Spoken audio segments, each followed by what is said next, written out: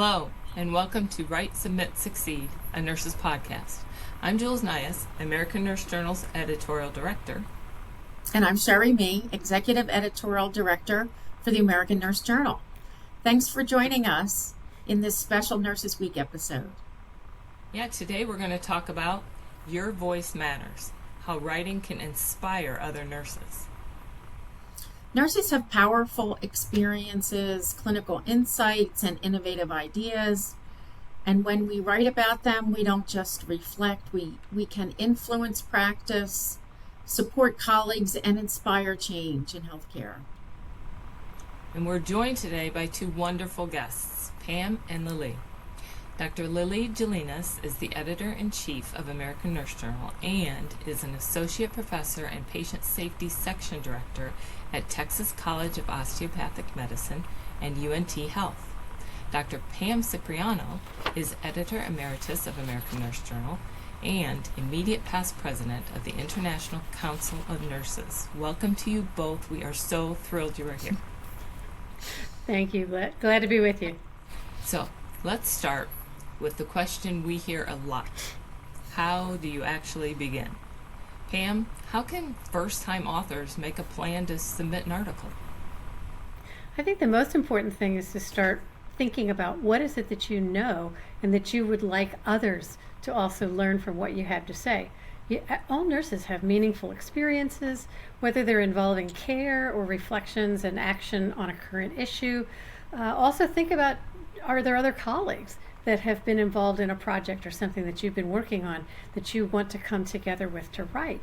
And so depending on whether you want to have an opinion piece or one that's grounded in reporting on some great activity or a patient outcome, just think about what it is that you know that you actually become the expert on sharing. That idea is great. Sharing your expertise, and nurses, are many times not comfortable with, feeling that their work is good enough. Lillee, what helps nurses move from I have an idea to actually writing? Our nurses here at UNT Health, we're confronted with that all the time. But like I say, the practicing nurse has so much to say and so much to share, such an influence. I'm a huge proponent of mentorship, and choosing a mentor, faculty member, your nurse manager. There are others that have probably been published who might be able to help you along the way to sort out your idea, sort out what it is that you want to say. And I like to say, just begin by making an outline, jotting down what your idea is. We have a lot of quality improvement projects. A lot of our nurses present posters at conferences, and you can frequently turn those posters or your QI project into a manuscript. Actually, probably fairly easily. So one way to get started is just looking at what you do every day, where you may be putting together a project or a poster, or even what are you putting up on the bulletin board. Our nurses here we have dashboards with our performance indicators, and every time I walk by I go, oh my goodness, look how much these nurses could share in an article. Mm-hmm. They just need to get started. Well, also what happens in that process is that many nurses wonder if their experiences are, important enough. So what kinds of topics should nurses be sharing? From my standpoint, it's in their body of work. The front line is the expert. And so topics around clinical processes, we are implementing new guidelines all the time, looking at even just the latest in UTI prevention. Because the evidence base gets stronger and stronger, nurses are able to take that new evidence and put it into practice, and now we just need to put it into an article. So true. Pam, how do you encourage peers who hesitate to write? How can we really get them started and making this a reality? I think more experienced nurses have a responsibility to mentor. I really reinforce what Lillee said. This is really important that we can convey the message that nurses' stories are critically important, whether it's to inform our peers or whether it's to inform the public or the decision makers at our organizations. And so really being able to say, listen, you have insights to share. You've had a great experience. It's important to make sure that information goes to your other colleagues. One of the things too is that again, as you're mentoring a nurse who's not written yet, is to be able to bring to their attention author guidelines and say, well, here, whether you're talking about a research report or a quality improvement activity or an experience that led to a policy development within your organization, say, here's a journal that I think would be really right for your topic, and walk through it with them so that it's not as daunting. It makes it real. And then, as we said, just put your plan together in terms of who would be involved, what are you going to cover, what are the most important points to make, and don't be afraid to take those steps. We all know there's famous sayings like nothing ventured, nothing gained, or you miss 100% of the shots you don't take. And I think that happens in this case too. Yeah, no, those are great points. And I think one quick little caveat to that is what feels routine to you might be exactly what another nurse needs to hear.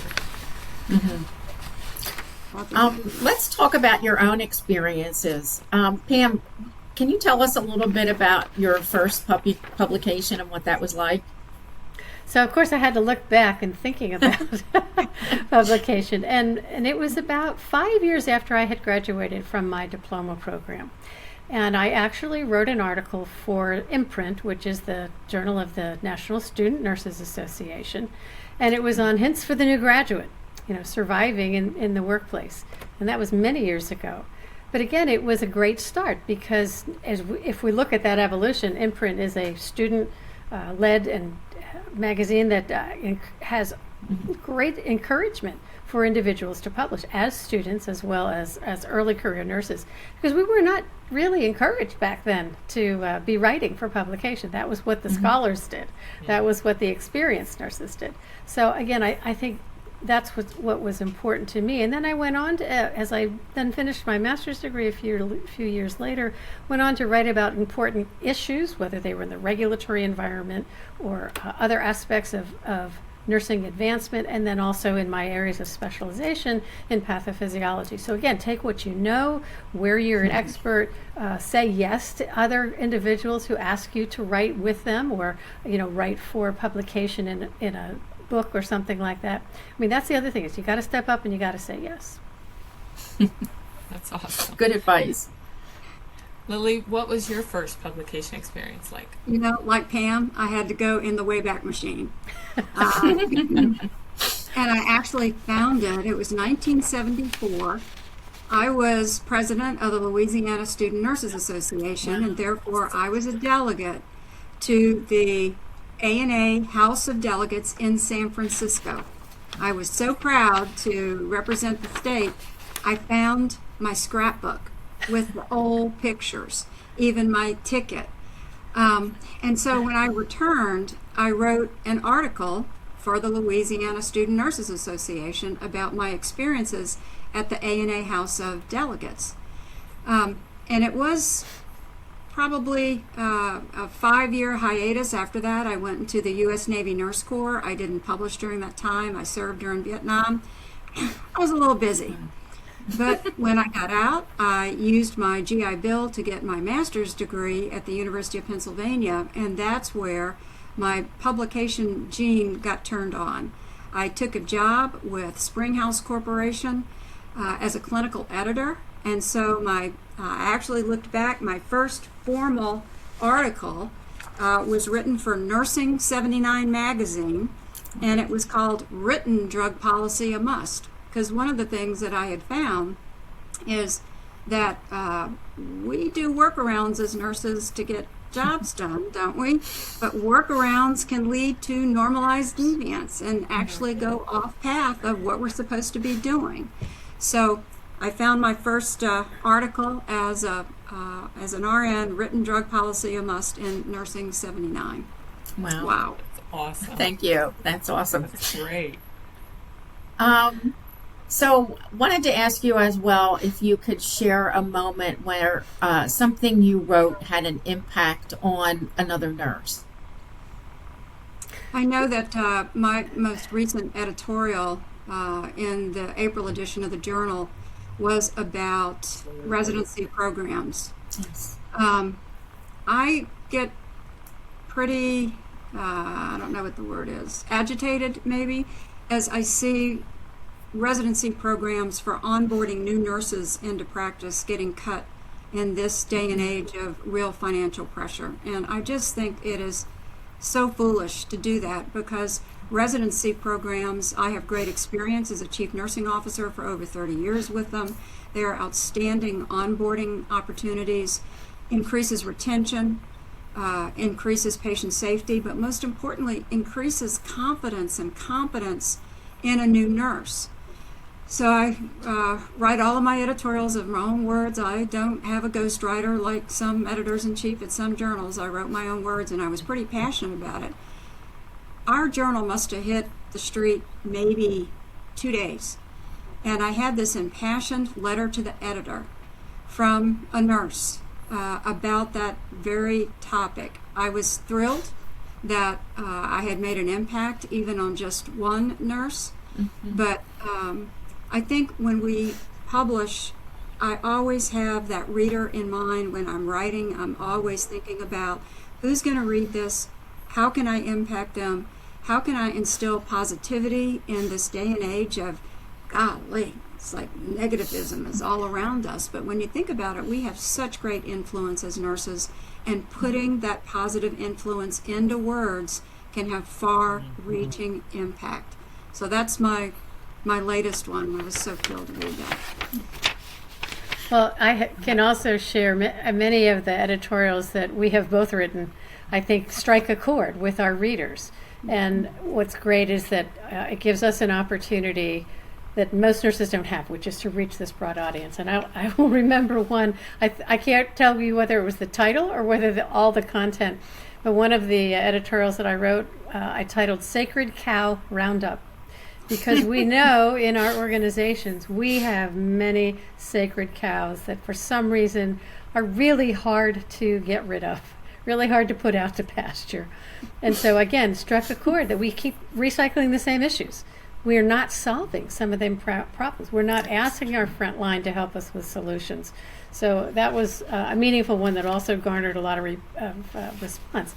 But let me just call attention to two other articles. One was a group of maybe a dozen people that I was the only nurse in the authorship of a paper put out by the National Academy of Medicine, and it was about burnout, a call to express and address the under-recognized threat to safe, high-quality care. And it was 2017, so it was prior to the pandemic. But it is cited over and over and over and over again. Every week I get the citation listings, and it has resonated greatly. And again, maybe not everyone's looking at the authorship, but to me it's been very important that I was the only nurse as part of that work, which has become really foundational to so much work that's been done in well-being and resilience.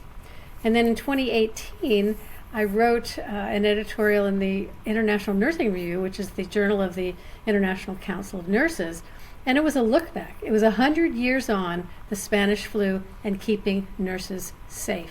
2018.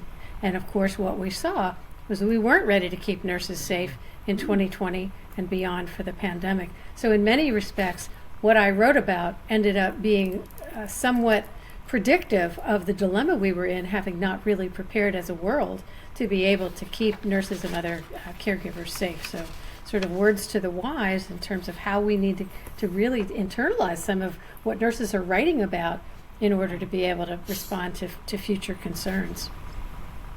You know, Pam, you talk about the well-being concept.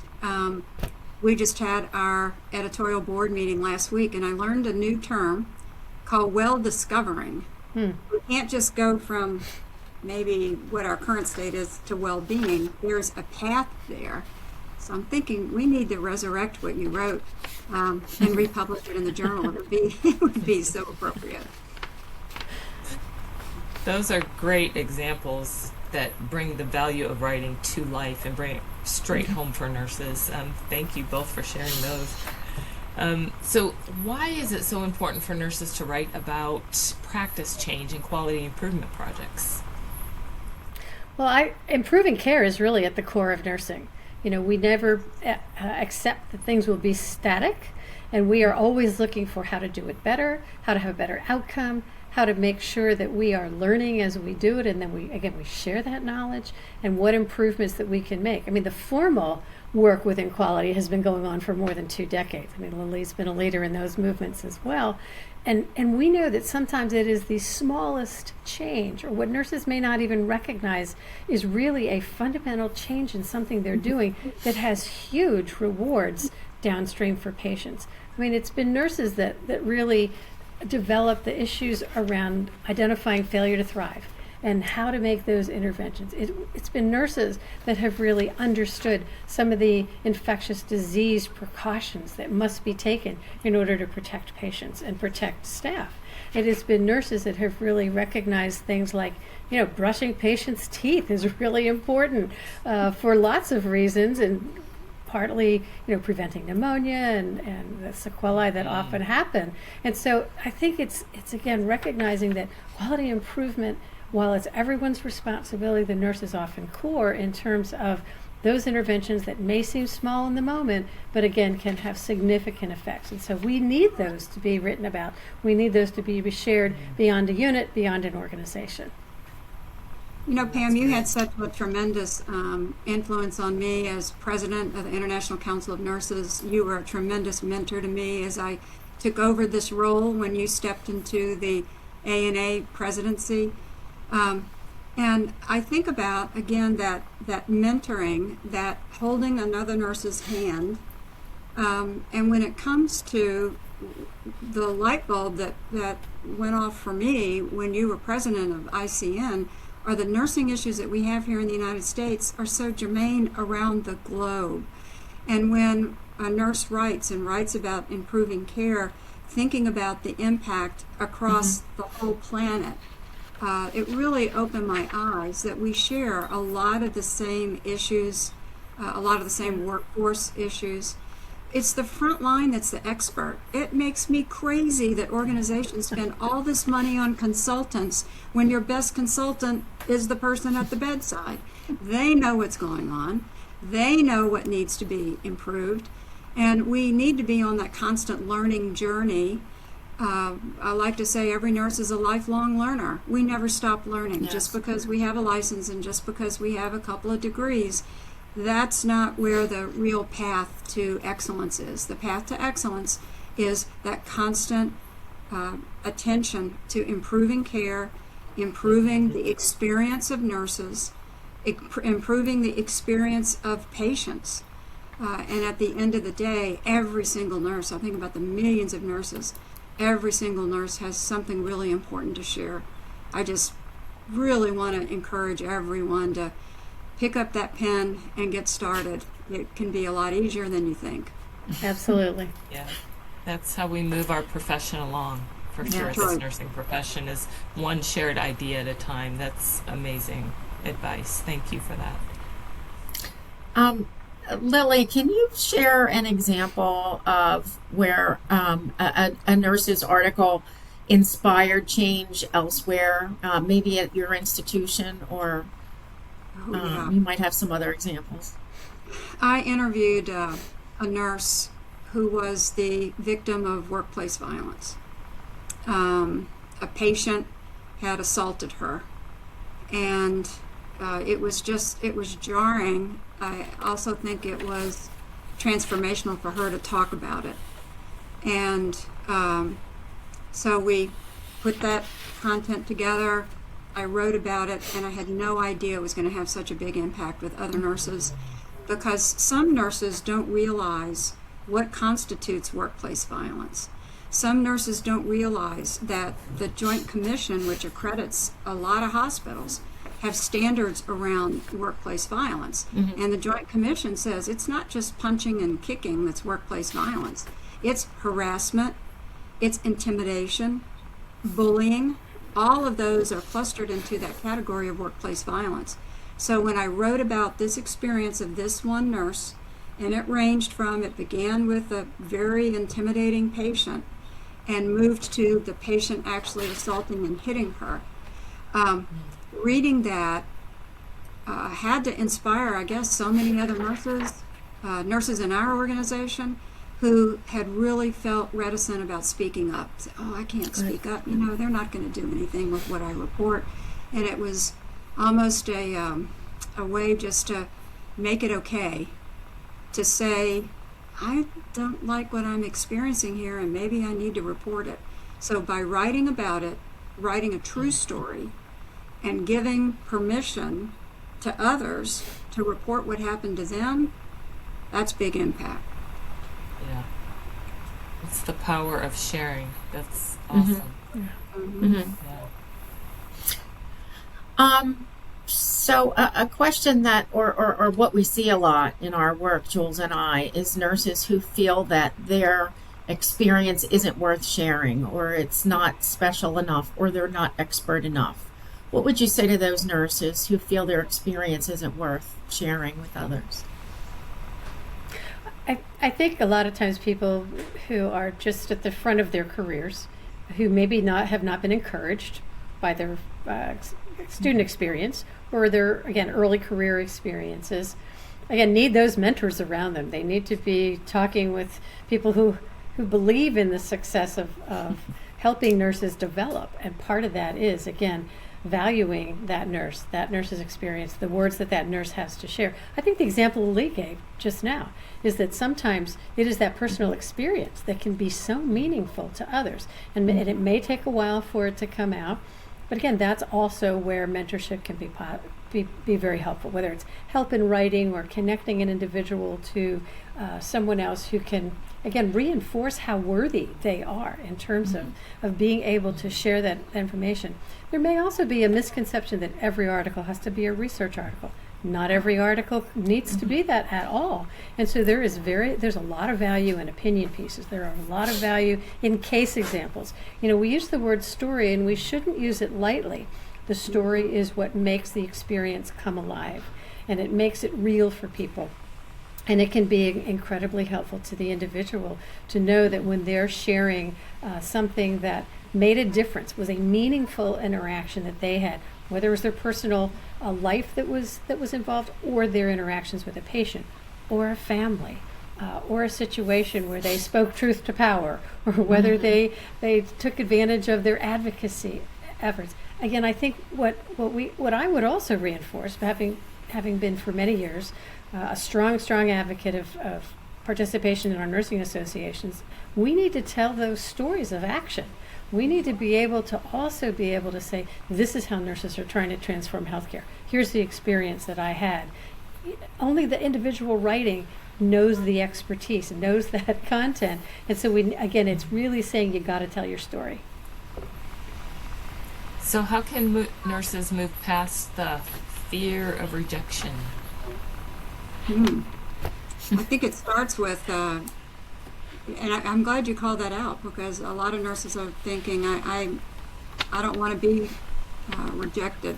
But starting with the APRN guidelines, the very first thing, there are a couple of hints that I would give. And choosing a credible peer-reviewed journal like American Nurse Journal. One of the things that keeps me up at night, and we talk a lot about here at UNT Health, is the rise in predatory journals. And I don't want nurses to fall victim to these paid predatory journals, starting with a journal like American Nurse Journal, quality peer-reviewed journal.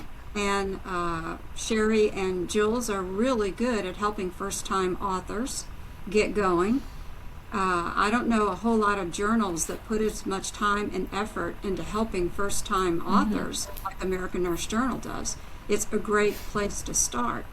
So I think we all get that visual response when we want to do something new, but having the support system like what American Nurse Journal does really can help someone get started. And it doesn't have to be a lengthy article. It can be just a short piece on something that you did that made an impact, improved patient care, had an impact on the workplace. Mm-hmm. Nurses are impacting the workplace and patient care every single day. Just, Yeah. I like to say, pick up the pen and get started. That's great advice, yeah. So before we wrap up, what kinds of articles from each one of you, just real quick, would you like to see more of in nursing? Well, I think the word frontline is what immediately comes to mind. What is it that our frontline caregivers and leaders are doing? Because that's the information that needs to be shared.